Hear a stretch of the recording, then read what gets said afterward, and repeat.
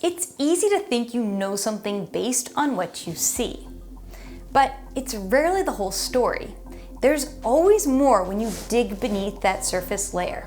For example, this looks and smells like a regular white wine, but there's something going on here that will surprise you. Do you know what this wine is?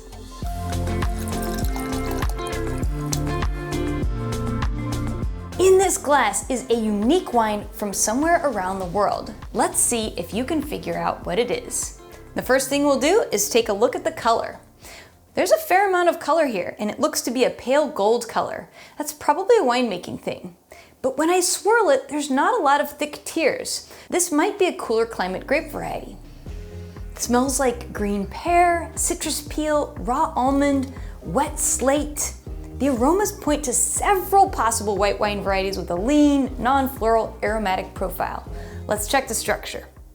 Unexpected. This tastes dry, but with a really rich honey texture on the palate. There's a gram or two of residual sugar to elevate the body without making it sweet. It has moderately high acidity, but it's not sky high. The wine doesn't have new oak aging, but the body suggests it may have spent time in old wood. All of these clues hint to a classically produced single varietal wine. So which one is it? Is it Albarino, Muscat Blanc, Chardonnay, or Pinot Blanc? It's time for some answers. Christine Marsilio, Master of Wine, fill us in. Oh, this is a tricky one indeed, but I think we have enough clues to figure this out together. Firstly, the lack of floral aromas rules out Muscat Blanc. And while the weighty texture could be an unoaked Chardonnay, those aromas of raw almond and tangerine just don't fit with Chardonnay. The last two are the hardest. Albarino and Pinot Blanc share a lot of similarities. However, the lack of salinity in the structure points us to Pinot Blanc. Pinot Blanc is actually a pretty uncommon grape, with less than 40,000 acres planted throughout the world. What's even more intriguing is this grape variety is genetically identical to both Pinot Noir and Pinot Gris. It means they're actually all just color mutations of the same root variety. And that, my friends, is Pinot Blanc's big secret.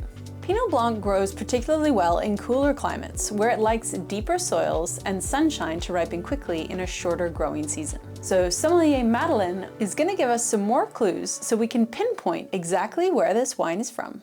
Okay, let's take another look.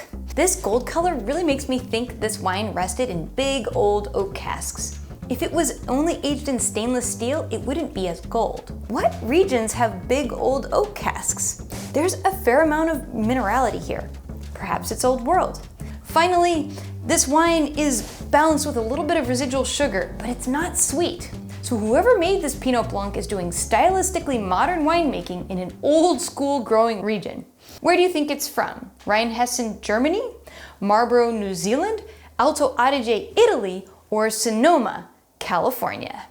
Okay, the biggest hint here is the restraint and minerality. That points us away from both Sonoma and Marlborough.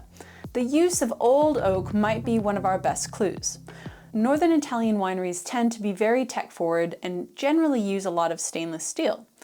German wineries, on the other hand, love their centuries-old hand-carved oak barrels or oak vats. So this is a Pinot Blanc, aka Weißburgunder, from the Rheinhessen in Germany. Today we're tasting Wagner Stempel Weißburgunder from Rheinhessen.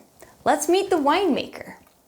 Hello and welcome. My name is Oliver Müller from the Wagner Stempel estate here from Sieversheim. And Wagner Stempel is a small family estate located in a small village at a marginal place in the so-called western rim of Rheinhessen. So here we are standing right in the middle of our Pinot Blanc vineyards, and the whole area here surrounding me is covered by at least 3 hectares of Pinot Blanc. So this is our main area where we grow Pinot Blanc. So the wine is built out 50% in stainless steel and 50% in oak barrels. And on the other hand, the wine is, due to the character of the place, lean in shape, always with a fresh and crispy acidity and with a nice pronounce of this porphyry mineral backbone. Yeah, cheers to the Wine Folly Club members. Thank you, Oliver, for sharing your vineyard with us. That was awesome. And there you have it. We're one glass deeper into the fascinating world of wine. This wine is part of Wine Folly Club, so if you'd like to taste along, you can become a member. And we have more tasting videos like these coming up, so definitely subscribe to learn more about wine. Until next time, happy tasting. Salut!